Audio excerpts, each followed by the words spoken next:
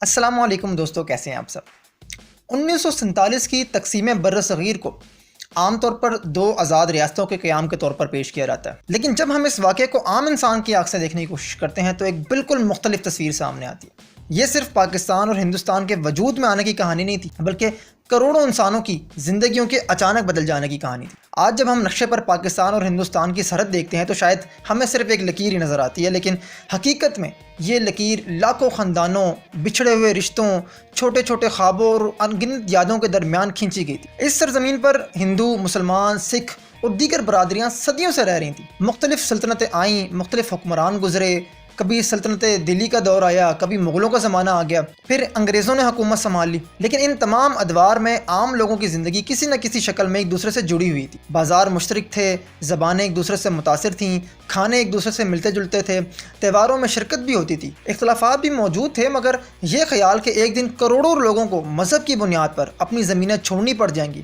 عام آدمی کے تصور میں بھی نہیں تھا۔ پھر یوں ہوتا ہے کہ 20ویں صدی کے آغاز میں سیاسی حالات بدلنے لگتے ہیں۔ برطانوی حکومت کی تقسیم کرو اور حکومت کرو والی پالیسی، نمائندگی کے سوال، سیاسی جماعتوں کے اختلافات اور مذہبی خدشات نے ماحول کو زہر آلود کرنا شروع کر دیا۔ مسلم لیگ اور کانگریس کے درمیان فاصلے مزید بڑھتے گئے۔ اب مسلمان قیادت کو خدشہ تھا کہ آزادی کے بعد مسلمان سیاسی طور پر کمزور ہو جائیں گے، جبکہ کانگریس متحدہ ہندوستان کے تصور پر زور دیتی تھی۔ اسی دوران دو قومی نظریہ ایک طاقتور سیاسی تصور کے طور پر سامنے آیا، لیکن اس نظریے کے سیاسی سفر کے دوران عام آدمی پیچھے رہ گیا۔ وہ کسان جو پنجاب کے کھیتوں میں کام کر رہا تھا، وہ دکاندار جو دلی کے بازار میں روزگار کما رہا تھا، وہ استاد جو لکھنؤ میں بچوں کو پڑھا رہا تھا، ان کی زندگی سیاسی نعروں، قراردادوں اور مذاکرات کی میزوں پر قربان ہو گئی۔ پھر سیاست نے مذہب کو شناخت بنا دیا، شناخت کو خوف میں تبدیل کیا اور خوف کو آخرکار خون ریزی میں بدل دیا۔ اس سارے عمل میں کئی اہم شخصیات سامنے آتی ہیں۔ محمد علی جناح، جواہر لال نہرو، مہاتما گاندھی، سردار پٹیل اور لارڈ ماؤنٹ بیٹن جیسے نام تاریخ کی کتابوں میں نمایاں نظر آتے ہیں۔ ان سب کے اپنے اپنے دلائل، اپنے اپنے نظریات اور اپنے اپنے سیاسی مقاصد تھے۔ اب محمد علی جناح مسلمانوں کے لیے ایک الگ سیاسی تحفظ اور آخرکار پاکستان کے مطالبے پر کھڑے رہے۔ جواہر لال نہرو ایک مضبوط مرکزی ریاست کے تصور سے پیچھے نہ ہٹے۔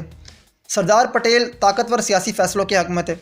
گاندھی اخلاقی آواز ضرور تھے، مگر وہ بھی اس خون ریزی کو روک نہ سکے۔ ادھر ماؤنٹ بیٹن صاحب نے اقتدار کی منتقلی کو اس جلدی میں مکمل کیا کہ ایک پورا خطہ بد انتظامی، خوف اور افواہوں کے حوالے ہو گیا۔ اب تنقید یہاں سب پر بنتی ہے، کیونکہ جب بڑے بڑے رہنما تاریخ بنانے کا دعویٰ کر رہے ہوتے ہیں، اس وقت عام لوگ تاریخ کے ملبے تلے دب رہے ہوتے ہیں۔ برطانوی حکومت اس ثانیہ کی سب سے بڑی ذمہ دار طاقتوں میں سے ایک طاقت تھی۔ تقریباً 200 سال تک بر صغیر پر حکومت کرنے کے بعد برطانیہ اس خطے کو ایسے چھوڑ گیا جیسے کوئی اپنی غلطیوں کا بوجھ دوسروں کے گھر کے دروازے پر پھینک کر چلا جائے۔ لارڈ ماؤنٹ بیٹن نے اقتدار کی منتقلی کو تیز کیا، مگر اس تیزی کی قیمت عام لوگوں نے اپنی جانوں سے ادا کی۔ ادھر ایک اور بلنڈر یہ ہوا کہ سرحدوں کا اعلان آزادی کے بعد کیا گیا، یعنی لوگ جشن اور خوف کے درمیان کھڑے تھے، مگر انہیں پوری طرح معلوم ہی نہیں تھا کہ ان کا شہر کس ملک میں جائے گا۔ یہ صرف ایک انتظامی ناکامی نہیں بلکہ تاریخی لاپرواہی تھی۔ اتنے بڑے خطے، اتنی بڑی آبادی اور اتنی کشیدگی کے باوجود جو منصوبہ بندی ہونی چاہیے تھی وہ موجود ہی نہیں تھی۔ برطانوی راج جاتے جاتے بھی وہی کر گیا جو اس نے برسوں کیا تھا، خطے کو تقسیم کیا، زخم چھوڑے اور ذمہ داری سے ہاتھ جھاڑ لی۔ اس پوری کہانی کا ایک اور تلخ کردار ریڈ کلف تھا، وہ شخص جس نے چند ہفتوں میں ایک ایسی سرحد کھینچ دی جس نے کروڑوں انسانوں کی تقدیر بدل دی۔ ایک ایسا آدمی جو بر صغیر کو قریب سے جانتا تک نہیں تھا، اسے کچھ پتہ نہیں تھا بر صغیر کا، اسے پنجاب اور بنگال جیسے پیچیدہ خطوں کی قسمت کا فیصلہ کرنے کے لیے بٹھا دیا گیا۔ اس نے نقشے پر اسکیل رکھا، لکیر کھینچ دی، مگر اس لکیر کے نیچے گاؤں، خاندان، کھیت، بازار، قبرستان اور یادیں دبی ہوئی تھی۔ ایک کاغذ پر کھینچی ہوئی لکیر نے صدیوں کے تعلقات کا گلا کاٹ دیا۔ یہ فیصلہ صرف جغرافیائی نہیں تھا، یہ انسانی زندگیوں کے ساتھ ایک بے رحم تجربہ تھا۔ اب 1947 کا سال جوں جوں قریب آتا گیا، ماحول میں کشیدگی مزید بڑھتی گئی۔ مختلف علاقوں میں فسادات شروع ہوئے، خوف پھیلنے لگا، افواہیں گردش کرنے لگیں اور لوگوں نے اپنے مستقبل کے بارے میں مزید خدشات محسوس کرنے شروع کر دی۔ پھر وہ لمحہ آیا جب تقسیم کا اعلان ہو گیا۔ یہ اعلان محض ایک سیاسی خبر نہیں تھی، بلکہ کروڑوں انسانوں کی زندگیوں کا رخ بدل دینے والا فیصلہ تھا۔ اچانک سے لوگوں کو محسوس ہوا کہ جس شہر کو وہ اپنا گھر سمجھتے تھے وہ اب ایک دوسرے ملک میں جا رہا ہے۔ جس گاؤں میں ان کے بزرگ دفن تھے وہ اب سرحد کی دوسری طرف رہ جائے گا۔ جس بازار میں وہ زندگی بھر کا کاروبار کرتے رہے وہ اب ان کی پہنچ سے باہر ہو جائے گا۔ یہ صرف زمین کا بٹوارہ نہیں تھا، یہ یادوں، رشتوں اور شناختوں کا بٹوارہ تھا۔ اب تقسیم کے بعد جو کچھ ہوا وہ انسانی تاریخ کے سب سے بڑے نقل مکانی کے واقعات میں شمار ہوتے ہیں۔ لاکھوں مسلمان ہندوستان سے پاکستان کی طرف روانہ ہوئے، جبکہ لاکھوں ہندو اور سکھ پاکستان کے علاقوں سے ہندوستان کی طرف نکل گئے۔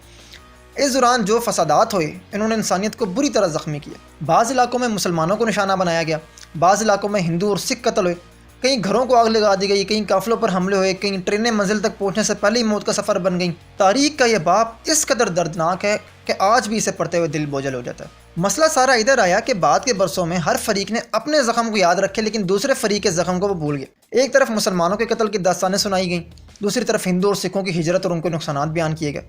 لیکن حقیقت یہ ہے کہ 1947 میں سب سے زیادہ نقصان انسانیت کا ہوا۔ یہ بھی سچ ہے کہ ظلم صرف ایک طرف سے نہیں ہوا۔ جہاں مسلمانوں کے قافلے کاٹے گئے وہاں ہندو اور سکھ قافلے بھی نشانہ بنے۔ جہاں مسلمان عورتیں اغوا ہوئیں وہاں ہندو اور سکھ عورتیں بھی محفوظ نہ رہیں۔ جہاں مسلمانوں کے گھر جلائے گئے وہاں ہندو اور سکھوں کے گھر بھی راکھ بنے۔ 1947 کو ایک ہی قوم کے دکھ کی کہانی بنا دینا تاریخ کے ساتھ ناانصافی ہے۔ یہ آزادی کا وہ سیاہ چہرہ تھا جسے سیاسی تقریریں نہیں چھپا سکتی تھیں۔ اگر لاہور کے مسلمان خاندانوں نے اپنے عزیز کھوئے تو امرتسر کے ہندو اور سکھ خاندان بھی تباہ ہوئے۔ اگر راولپنڈی کے واقعات ایک دردناک حقیقت ہیں تو دلی اور مشرقی پنجاب کے واقعات بھی تاریخ کا حصہ ہیں۔ اگر مہاجر کیمپوں میں مسلمان اپنے مستقبل کے لیے پریشان تھے تو دوسری طرف ہندوستان پہنچنے والے لاکھوں ہندو اور سکھ بھی بے گھر تھے۔ اس لیے 1947 کی تاریخ کو صرف ایک فریق کے مظلوم اور دوسرے کے ظالم ہونے کی کہانی بنا دینا اس صحنے کی پیچیدگی کو کم کر دیتا ہے۔ حقیقت یہ ہے دوستوں کہ نفرت جب بے قابو ہو جاتی ہے تو وہ مذہب، زبان اور قومیت نہیں دیکھتی، وہ ہر طرف تباہی پھیلاتی ہے۔ اس صحنے میں سیاسی قیادت کی ناکامی بھی صاف نظر آتی ہے۔ جناح، نہرو، پٹیل، گاندھی، مسلم لیگ، کانگریس اور برطانوی حکومت سب نے اپنے اپنے انداز میں تاریخ کا رخ موڑ دیا، مگر کوئی بھی اس خون ریزی کو روکنے میں کامیاب نہ ہو سکا۔ اب یہ کہنا بہت آسان ہے کہ حالات قابو سے باہر تھے، مگر قیادت کا امتحان تب بھی ہوتا ہے جب حالات قابو سے باہر ہوں۔ اگر لاکھوں لوگ قتل ہو رہے تھے، عورتیں اغوا ہو رہی تھیں، اگر ٹرینیں لاشوں سے بھری ہوئی آ رہی تھیں، اگر پورے محلے خالی ہو رہے تھے، تو پھر یہ صرف عوامی جنون نہیں تھا، یہ قیادت، انتظامیہ اور ریاستی طاقت کی ناکامی بھی تھی۔ سیاسی مقاصد حاصل ہو گئے، ریاستیں بن گئیں، مگر انسانیت ہار گئی۔ آج تقریباً 8 دہائیاں گزرنے کے بعد بھی تقسیم کا موضوع جذبات پیدا کر دیتا ہے۔ پاکستان میں بہت سے خاندان ایسے ہیں جن کے بزرگ دہلی، لکھنؤ، علی گڑھ، میرٹھ یا حیدرآباد کو یاد کرتے ہیں۔ ہندوستان میں بھی ایسے لاکھوں خاندان موجود ہیں جن کے بزرگ لاہور، راولپنڈی، سیالکوٹ یا کراچی کا ذکر کرتے ہوئے خاموش ہو جاتے ہیں۔ ان کے لیے تقسیم صرف ایک تاریخی واقعہ نہیں بلکہ ایک ذاتی یاد ہے، ایک ایسا زخم جس کی کہانی نسل در نسل منتقل ہوتی رہی ہے۔ شاید 1947 کی سب سے بڑی سچائی یہی ہے کہ تاریخ صرف رہنماؤں، قراردادوں اور سیاسی کامیابیوں سے نہیں بنتی، تاریخ ان عام لوگوں سے بنتی ہے جن کے نام اکثر کتابوں میں نہیں ملتے۔ وہ کسان جو اپنا کھیت چھوڑ گیا، وہ ماں جو اپنے بچے سے بچھڑ گئی، وہ خاندان جو اپنی نسلوں پر محیط یادیں پیچھے چھوڑایا، وہ بوڑھا شخص جو اپنی آبائی زمین کو آخری بار دیکھ رہا تھا، یہ سب بھی اسی تاریخ کا حصہ ہے۔ اس لیے جب ہم تقسیم ہند کی بات کرتے ہیں تو ہمیں صرف یہ نہیں دیکھنا چاہیے کہ پاکستان اور ہندوستان کیسے وجود میں آئے، بلکہ یہ بھی دیکھنا چاہیے کہ اس عمل کی قیمت کس نے ادا کی۔